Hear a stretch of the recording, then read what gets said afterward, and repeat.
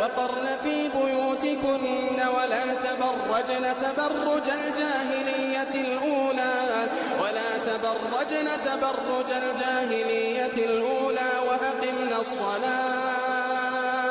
وأقمنا الصلاة وآتينا الزكاة وأطعنا